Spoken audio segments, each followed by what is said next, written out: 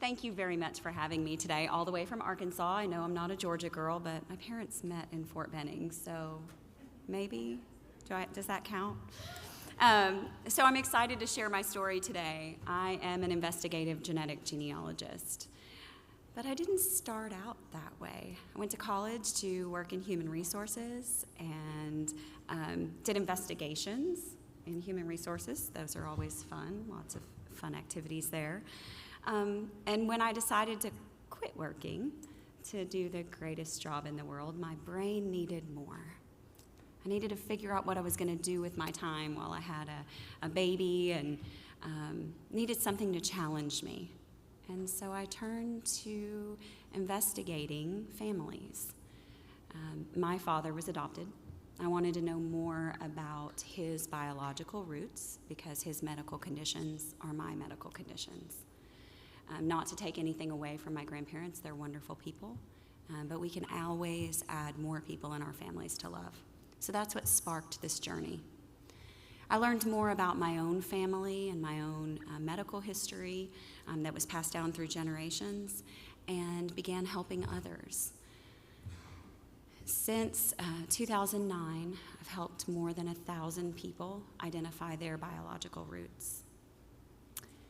And since 2019, when CeCe Moore invited me to join her team at Parabon Nanolabs, I've solved more than 50 cold cases involving unidentified human remains, sexual assaults, and murders. Today, I'd like to talk to you about the wedding dress attacker. This show, let's see, there we go.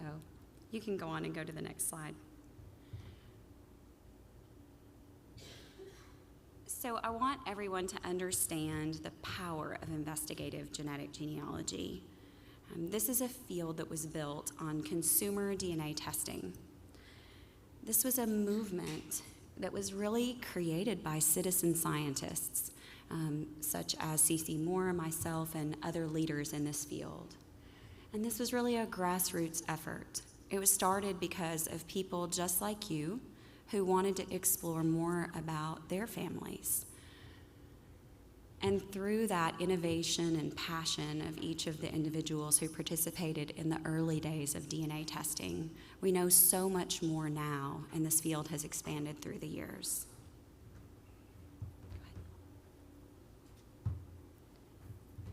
So the field, sorry, I don't see a clicker. I'm sorry, y'all.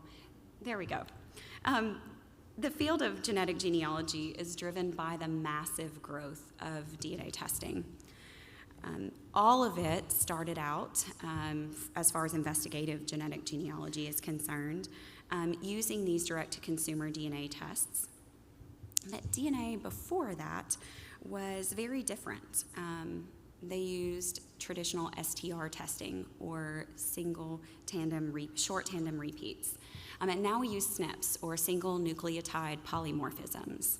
And these SNPs have allowed us to push our family trees so much further back in time, to push our research out and down, to break past brick walls of social constructs or perhaps adoption. But instead of analyzing just 20 markers, we're analyzing hundreds of thousands of DNA markers that we all carry around with us every day that tie us to our ancestors. So early DNA tests, we're looking simply at your maternal or paternal line, as you see on the screen. These tests allowed you to identify your deep ancestral roots, but only tracing that one line. And women didn't have the option, unless they had a male relative, to test their Y DNA line. We could only test our mitochondrial DNA. But this autosomal DNA test was the big break. You see, we each get our DNA from our parents. We get half from our mom and half from our dad. But these smaller, colorful segments that you see on the screen, those represent the ancestors of each of our parents. By testing our DNA, we can identify segments of DNA that are shared from those ancestors to today. And these segments are the key to solving the mysteries.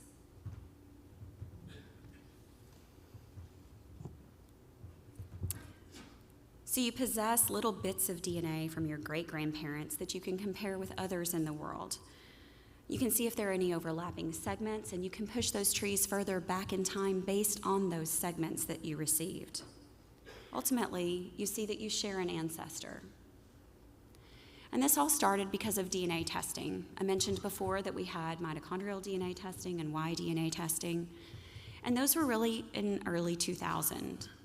But then there was a revolutionary new product that was offered by 23andMe just 7 years later. It was autosomal DNA testing. And that's where we look at all your chromosomes, aside from the sex chromosomes, those 23 chromosomes. And then in 2009, they launched a new platform that included Relative Finder. And it does exactly what it says. It lets you find your relatives that have also taken a DNA test. Things continue to evolve, and Family Tree DNA was back on the scene. They recognized that this autosomal DNA testing was a revolutionary new method to push our family trees back further in time. And so they now offer autosomal DNA testing. Then Ancestry joined the scene. We've all seen Ancestry's commercials, right? You send in your DNA and poof, you have a family tree. That's not really how it works. Please don't copy and paste trees, because they're often wrong. Many people have a goal of just getting the largest tree there is, but if they don't know the people and they don't know that the records belong to those people, we can really get off track. And I'm getting off track. So the next player in the market was MyHeritage, which they started in 2016. And this is really where we're at today. There are a few other smaller players, but these are the big companies that most people have seen or heard of in the market for DNA testing. So our original goal was to identify the common ancestor.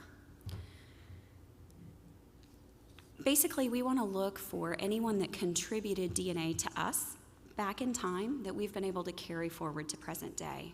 And we're not going to share the same segments of DNA with our close relatives.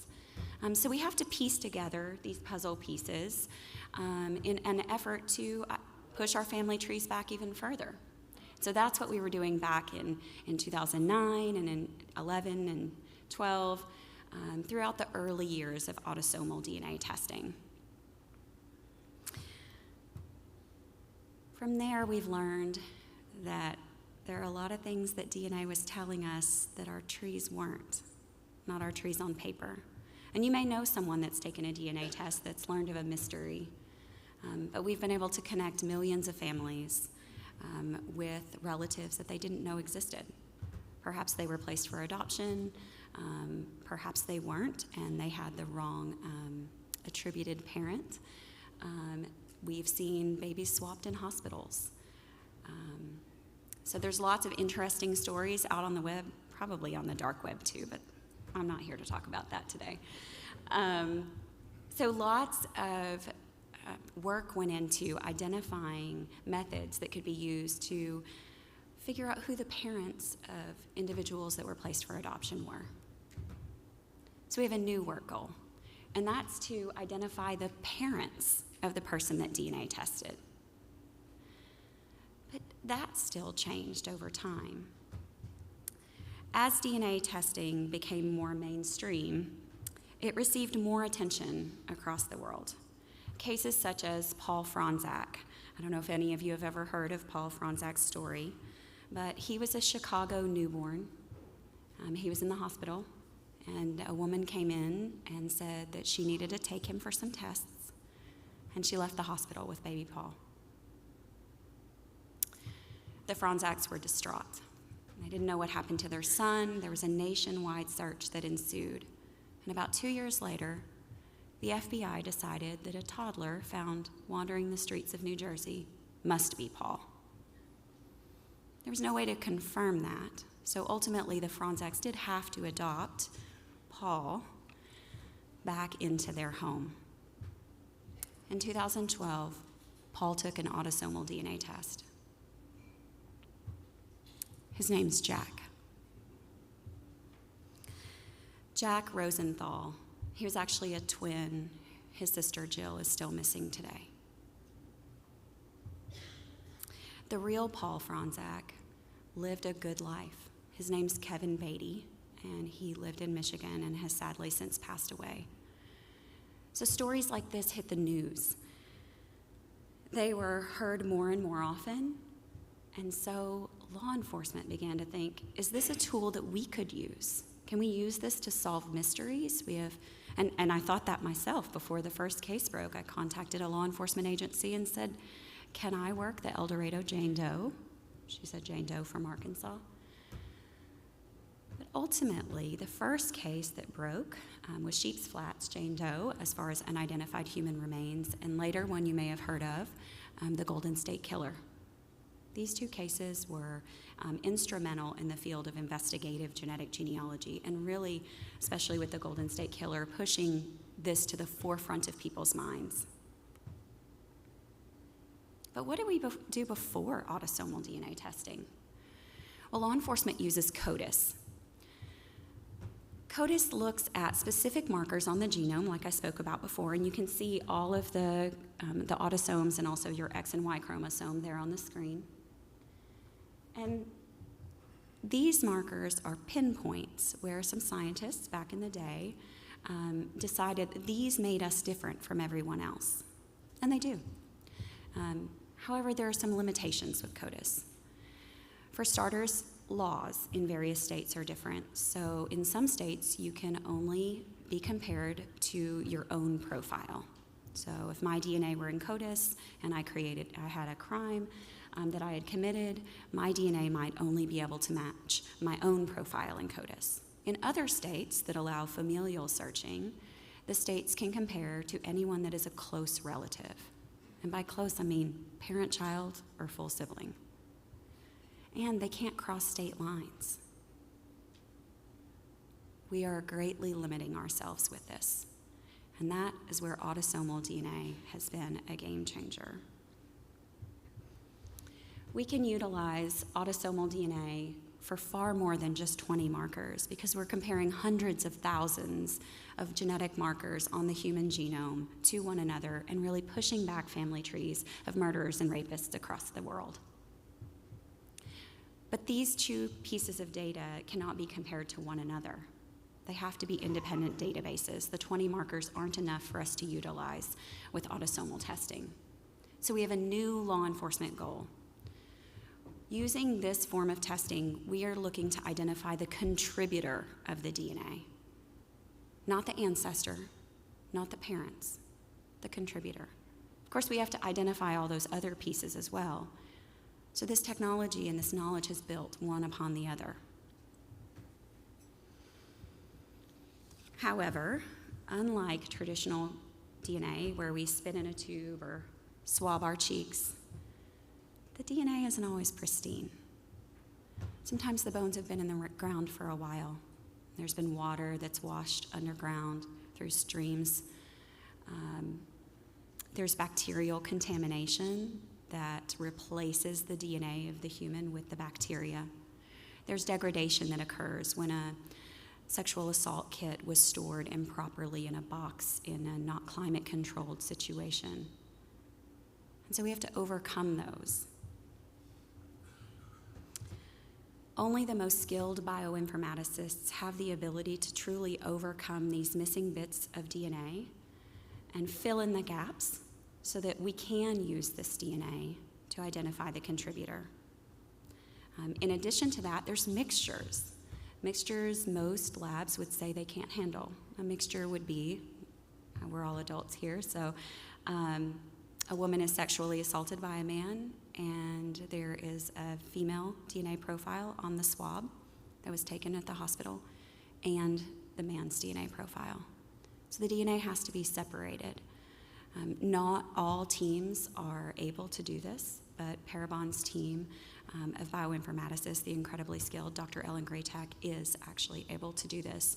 And we've been able to move countless cold cases forward to case closed status with her expertise.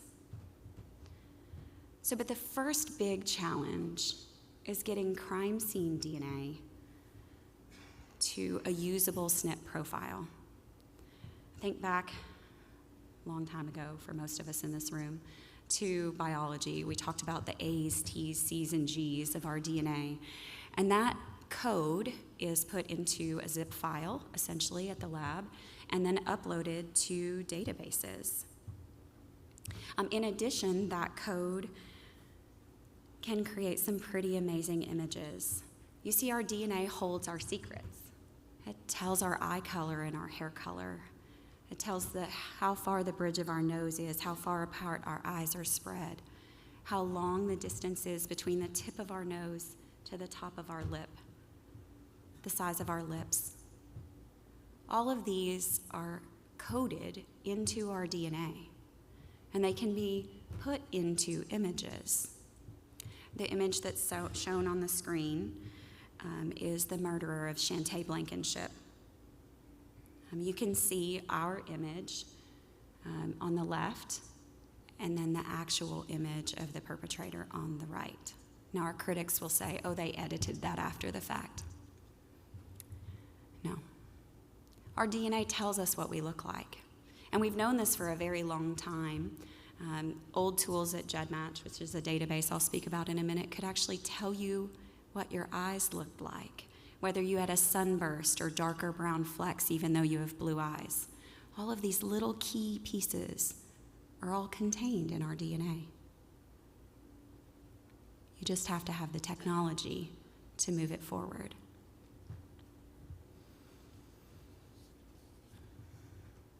While our forensic artists occasionally work their magic, the task is then to upload DNA profiles into databases. Now, these three names we've talked about already, and they're probably names that you've heard of. Ancestry DNA obviously is really the largest player in this group of DNA testing companies. I heard someone say in the room today that they tested with 23andMe. And of course, there's MyHeritage. I can't use any of these. Their terms of service prohibit law enforcement use. So if you've tested with one of these companies, you're not being compared to the case or any case that I would talk about. What we can use is GEDmatch Pro, Family Tree DNA, and Genealogist. And you can see that these have various fees. GEDmatch Pro, for example, the public can download their DNA from any of the companies that I mentioned previously, and they can upload to GEDmatch for free. And these numbers change from time to time. So right now, where they used to charge law enforcement $300 to utilize their database, they've now decided that it's $1,000 to use their database. And I'm sure in the near future it will be even more expensive. Once again, Family Tree DNA, someone that's tested with Ancestry or 23andMe, you can download your data and you can upload it to Family Tree DNA free. They charge law enforcement $1,400 to use this service. So there's a new player in the field called Genealogist. It's a nonprofit, and they have vowed to do their best to keep uploads at zero for all law enforcement agencies, for smaller rural communities who have the need to solve cases but perhaps don't have the funds. So these are three databases that I would encourage you, if you've DNA tested, to keep in the back of your mind and utilize. Using these smaller databases, the last 6 years have been extraordinary for investigative genetic genealogy. We at Parabon have been able to close many cases, on average of about one a week. And until just recently, there were only 4 investigative genetic genealogists working at Parabon, pretty much round the clock, never leaving our computers, sacrificing our homes and families in the pursuit of justice for the victims who have no voice, only a DNA sample left behind. One such case that utilized investigative genetic genealogy was the case that was involving the University of Alabama. I chose this case to talk about today specifically because of the connections to universities. I realize not in Georgia. Sorry, Georgia fans. We're going to talk about Alabama today. But this particular crime was featured on America's Most Breaking Wanted. news on a case we showed you back in November. You probably remember the bizarre story of the wedding dress attacker. A man who answered ads for wedding dresses, showed up to buy them, then assaulted the women selling them. 5 attacks went down in Colorado and Alabama. And cops wondered if they were chasing one guy or if 2 freaks were out there committing the same sick crime. Well, tonight, a huge break in the case gives us the answer. Get back in the car! Get back in the car! 2 states, 15 years, 5 attacks, and more questions than answers. The most recent case begins in 2004. A man answers an ad in a Colorado Springs newspaper advertising a wedding dress for sale. But the dress is the last thing on his mind. He puts me in a chokehold, puts a gun to my head, and says, if you make one sound, I'm gonna kill you. And he beat me in the head repeatedly. But this predator picks the wrong victim. The next thing I know, I was on top of him, covered with blood. And he tells me, if you stop, I will leave. Cops recover blood from the scene, and when they test it, they get a hit. The match was to another unsolved sexual assault that occurred in 1991 in Tuscaloosa, Alabama. And that's when things started to come together. Oh, I think we're dealing with a serial rapist here. And we were. So, thank you to John Walsh for filling a little moment of time telling us about this story. So the case that I was involved in specifically, the first case that we knew of was September 2nd, 1991. A 19-year-old University of Alabama student was walking, and she was attempting to get into her vehicle when she was forced into her vehicle, taken somewhere, and sexually assaulted. She went to the hospital. She provided a description of her attacker, and a rape kit was taken. And the DNA of the perpetrator was recovered and later was placed into CODIS. This young woman described her attacker as between 40 to 45 years old. He was 5'7" to 5'8". He had black and gray, oily hair and wore out-of-date clothing. It's not really what you'd expect.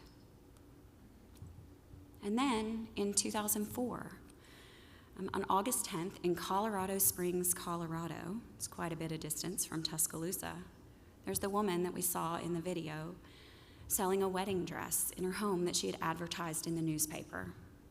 There was an assault, and we believe that there would have been a sexual assault had she not fought back. She described her attacker as between 50 and 60 years old. Once again, she said he was about 5'7", 5'8". He had short gray hair. He was between 160 and 180 pounds, and he had a flushed red face. And you can see the drawings here, one that the victim made herself and one that a forensic artist contributed to. We know from video surveillance at the apartment complex that the perpetrator drove a dark green Jeep Cherokee with a sport package. Once again, this victim provided her sweatshirt to law enforcement where the perpetrator had bled on the sweatshirt after she beat the tar out of him. Good job. And that is how we have the match, just like you saw in the video. But there was another case. And this case occurred August 27th, 2001, really the same week as the previous case in Tuscaloosa, Alabama. This time just 10 years later, so our perpetrator has aged a bit, especially since he wasn't a spring chicken when he started. He targeted a woman who was selling a home in the newspaper. When he got there, he realized she was alone after she had walked him around the house, and he tied her up and sexually assaulted her. Once again, she was able to describe her attacker. She said he was between 50s and 60s, about 5'8", salt and pepper hair, a full face, ruddy cheeks, and he favored his hand like he had arthritis or perhaps had injured it somewhere along the way. There was no DNA recovered in this case, but the MO was similar to Colorado Springs in that he found someone who was selling something in the newspaper, called from a payphone, and when he found her alone, attacked. So what do we know about the suspect? We know that he's a white male. We think that he was probably born between 1942 and 1952, and he gained weight as he aged. I think all of us do. But he was unkempt. One of the victims described him as he wore out-of-date clothing, and all of his victims were strangers. But who was he? We have these details, but it still doesn't tell us who he is, especially since he wasn't from Alabama or Colorado. So the Tuscaloosa Violent Crimes Unit requested Parabon's assistance. We worked with DNA from the crime scene to identify the perpetrator. And we utilized the databases that I spoke of before, Family Tree DNA and GEDmatch. You see on the screen some genetic matches. These are cousins, essentially. And the amount of DNA that's shared between cousins tells us how closely you're related. So parent-child matches share about 3,600 centimorgans. Full siblings, around 2,700. First cousins, around 1,200. You get the picture. So we're not super close, especially with that third match. Generally speaking, DNA halves with every generation, but after the first generation, after parent-child, it's not 50-50. Grandparents might share, on dad's side, might be 30% and 20%. So as we go back more and more generations, some lines are completely eliminated from the DNA because of recombination. However, in this case, our top match was a good starting point at 382 centimorgans. That's that little C in big M. It's simply a unit of measure. Just tells us how closely or more distantly people are related.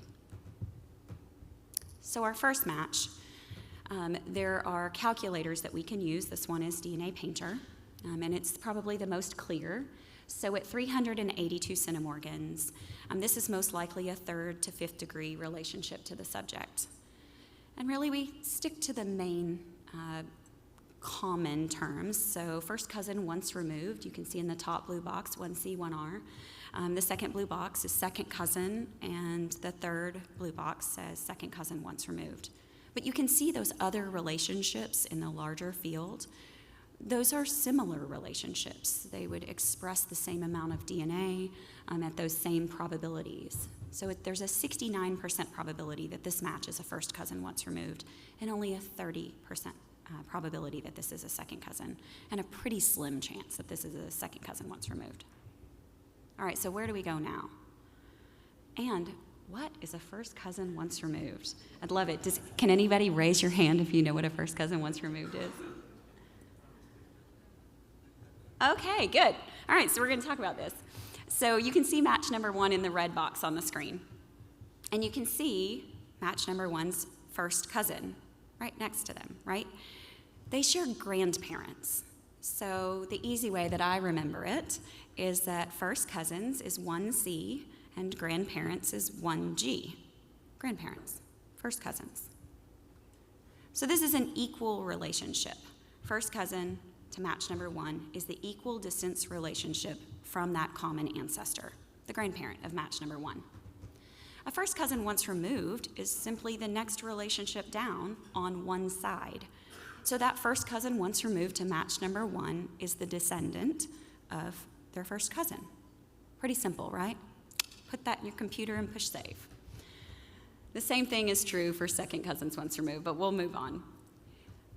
But it's important to note that there are more first cousin once removed in your family, because we just went down a generation, but we also can go up a generation. So as here on the screen, in the dark green box with the purple arrow under it, you see there's another first cousin once removed, because that means that match number 1's parents' first cousin is also their first cousin once removed. So we have to keep this relationship in mind when we're tree building as well. And they share great-grandparents of match number 1. So, but it's only the grandparent of the first cousin once removed in this case. Moving on to our next most likely relationship type, we have second cousin, which is the genetic equivalent of a first cousin twice removed. So you can see both of these relationships are outlined in green. And the next most probable relationship, and if you remember, that was less than 1% probability. This was a second cousin once removed. And again, there are multiple locations where you can find a second cousin once removed in a tree. So now, turning our attention back to match number 1, we know where we need to look in the tree. But what's their tree? Well, we have to create that. We start out with just an email address.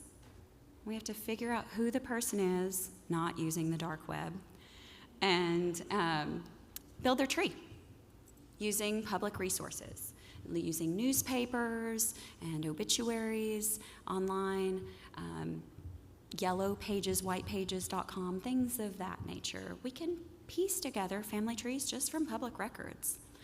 I don't have access to any secure data from my job. So for match number 1, we had to identify all of their great-grandparents. And really, potentially, I may have had to work another generation back from there if I couldn't find what I was looking for initially. But I did, thankfully. So I had to stop. Building back in time, I didn't find anybody that made sense for Tuscaloosa, Alabama, or Colorado Springs. So how did we get there? We needed those other matches. We needed to find somewhere that the other matches marry into the family of match number 1. Or perhaps not marry, but just create descendants. So I looked at match number 2. It's our next best match. Why go to the bottom of the list? Match number 2 shares 183 centimorgans. And I've explained the chart, so I won't spend quite as much time on it. But you can see at the top, we have about a second cousin once removed. And it could go a little closer at first cousin once removed, but only a 2% probability, and all the way back to third cousin once removed, or the genetic equivalents. So we had quite a bit of tree building to do. And I did the same for match number 3. To speed things up a bit, I'll just show you what my research showed. So you can see match number 2, again, outlined in red, and you can see match number 3 outlined in red. Oh, wait. There's 3 boxes outlined in red on this graphic. Match number 3 is related to Barnabas Gilroy and Dorcas Mills twice. You see, DNA sometimes is tricky. We have to figure out where people match and who their common ancestors are, and then take into account relationships such as these double relationships. Match number 2 was the 5 times great-grandchild of Barnabas Gilroy and Dorcas Mills, who you can see were born in the late 1700s, 1770 and 1769. So we had to go pretty far back in time to identify a point at which we need to be looking. My focus, based on the amount of DNA that was shared with match number 2, was Mary Gilroy, who's shown in purple. Not necessarily from Eunice, but perhaps her 5 other children. I had already built out all of Eunice's descendants and didn't see anything of interest there, so I really focused my attention elsewhere as some possible positions of the subject. And based on the DNA that's shared, I think that a grandchild or great-grandchild of Mary Gilroy should be our subject. And during my research, I found what I needed. Mary Gilroy's daughter, Lula Crow, had a son named Kenneth Higgins. Kenneth Higgins was born in 1909, and his wife, Wanda Wagner, was born in 1920. Wagner was a surname of interest. I immediately knew from building the tree of match number 1 that this is what I needed. Based on the fact that Wanda was born in 1920, it's most likely that her son is our perp. But who are her sons? And which one did it? And we've had cases where there are 6 or 7 sons in a family. This time there were only 2, so I don't have to talk quite as long. So we're going to take a look at both of these brothers. One remains unnamed. I'm sure you could go out and find his name if you really wanted to, but Elliot Higgins is the name that we're interested in here, so we'll talk about him specifically. He was born March 13th, 1941, and died in 2014, unfortunately. He married in Santa Barbara, California. He divorced in Idaho. He obviously also lived in Ohio because I was able to find a marriage record for him there, and again in Albuquerque, New Mexico. And he was an accomplished musician. Not someone you'd really think, gosh, this guy's our perpetrator. And then his brother. He was born in the mid-1940s, so that's definitely a better fit. He was married in New Mexico and divorced in California. He remarried again. I know, I just don't have the marriage record because not all records are public. But I know that he married in the 1970s from some public posts on social media. He remained married to that woman and still does today. He has multiple children with her and is former law enforcement. That doesn't scream serial rapist either. So where do we look? How do we figure out which brother it is other than digging up Elliot and trailing the other Mr. Higgins and getting a DNA sample? So we go back to the data that we have. We know that he's a white male. Well, that checks both boxes. The victims said that he was probably born between 1942 and 52. Elliot was born in 41. Maybe, but the younger brother is a much better fit. He gained weight as he aged. Okay, we talked about that already. He wears out-of-date clothing. Well, I could find a picture of the younger brother wearing a black turtleneck in the 2000s, so not really trendy clothing. But the only pictures I could find of Elliot were very formal photos where he was conducting an orchestra or sitting with a suit and tie. It's not really out of date. And neither one of them knew the victims from any of my research. This is where forensic artistry comes in, and Kelly's going to talk to you about that a bit later. But this was really compelling. So we have one picture of the brother that I'm not identifying, and so I've blurred his face. But his hairline is especially interesting here. And you can see, even though this picture was taken after the crimes, I wouldn't say that it was probably salt and pepper years before this photo was taken. Whereas the other three images look strikingly like our bad guy. Of course, some of these, the top one especially, was found after the fact, but the bottom two are ones that I had found. Kind of crazy. So who is Elliot Higgins? Since he's obviously the brother that looks more like our suspect, at least from pictures. He played the French horn in symphonies and orchestras. He actually conducted the Philharmonic Symphony in New Mexico. His obituary state that he usually returned to his family's beloved Hummingbird Music Camp, which is well known in multiple states for providing summer training to students. Some students would go and spend entire summers there. And Elliot and his siblings all worked there along with his parents. His obituary indicated that he founded multiple horn competitions, really just one horn competition that changed names a bunch of times, but horn competitions where he traveled the country. And that's where we found the smoking gun. I actually was chatting with a coworker saying, just doesn't make sense. This guy's a musician and this guy, and she says, oh, look what I found. I found a website that contains the past competition hosts of the International Horn Competition of America. You can see that he traveled the country. Kind of scary to think he was probably right here in your midst as well. So in 1991 and in 2001, the week that the crimes occurred, based on newspaper clippings that I was able to find online, he was here as a judge for the International Horn Competition of America. This is what we needed. But then more digging found that there were more victims. In 1970, he was charged with assaulting a child.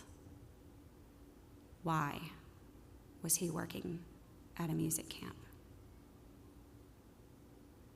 Then in 1997, near the music camp, he was charged, but it was dismissed, with indecent exposure. Interesting. So it begs the question, are there even more victims? The Tulsa Violent Crimes Unit and the FBI have both said yes. We just haven't tested the kits yet to know. Cuyahoga County Docket Court says that the subject is a child molester who should be treated by a psychiatrist and have limited contact with children. Yet he worked at a summer camp for kids and traveled to universities across the country. Campers knew something was off. Female campers would say that he would smile at them, kind of gave him an icky feeling as they walked nearby. He would corner young women there at the camp, and then the women would get in trouble from his mother for tempting him. Campers called him creepy Uncle Elliot and refused to walk near his cabin. How was he allowed to remain at the camp? And even board members now kick themselves. Here's one such quote: "We were duped by a master manipulator and liar. He hid it well. There's a reason these cases are cold. It's because oftentimes the person that we're looking for doesn't necessarily look like a bad person on paper." So ultimately, a close family member provided a DNA sample, and the case has been closed. These cases, at least. We are positive that there are countless other cases across America, and probably right here in Georgia as well, that can be attributed to Elliot Higgins. So, since we're here talking about technology and training folks on how to do things, I thought I'd toss in a little bit of information. If you have students who are interested in this amazing new field, the first step would be to recommend taking a DNA test, because you know your own family better than you know anyone else's. And my recommendation is Ancestry DNA test. And the reason why is because they're usually on sale for about $59. No, I do not work for Ancestry. But they have a large database, and many of the matches have trees. Yes, you do have to have a subscription to view those trees, but they can be incredibly helpful when breaking past brick walls in your own family tree and learning this technology. You have to identify each of your matches. If they don't have trees, you have to build trees for them. And you need to build your own tree back in time to your ancestors. You need to add all of your ancestors' siblings and all of their spouses and all of their descendants and build those trees back down to present day. And you have to be skilled in each one of these areas to really be skilled as an investigative genetic genealogist, in addition to understanding recombination and exinheritance patterns and Y-DNA and all of the other nuances of investigative genetic genealogy. But if after doing each of these small things within your own family tree, you still have an interest and you're really good at making connections between your matches, perhaps one should consider a field in forensic DNA. There are a couple of classes that forensics labs are recommending: statistics, biochemistry, chemistry, basically classes that you would need for a forensic DNA degree from a major university. Those are really required courses even if you are not degreed to have statistics.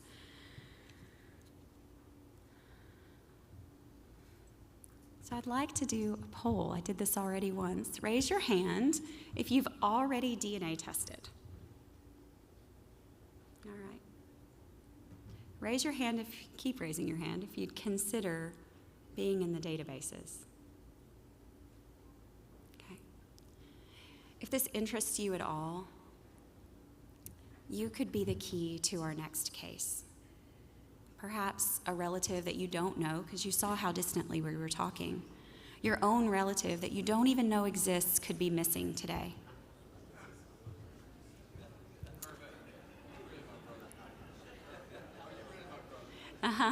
There's actually a tool that you can use that genealogists use, because we all have trees, that can compare people within the room to see if you're related. Of course, not everybody here came with a tree prepared, so I won't make you go through that. But I do encourage you to take a DNA test, and if you'd consider uploading to Family Tree DNA, GEDmatch, and DNA Justice. Those are free to upload to, all 3 of them for you. But you could be the key piece of evidence that we need to move forward another cold case and close these cases across America. Thank you for listening to me today. I know we are past time.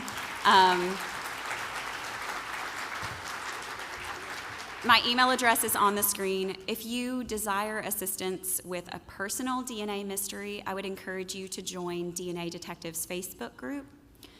They can help guide you. You can learn a lot about genetic genealogy to move your own case forward. I'm in that group myself, so I'll try and jump in and answer any questions where I can. I know we're trying to all get lunch. I won't hold you late. So thank you. I'm here all night.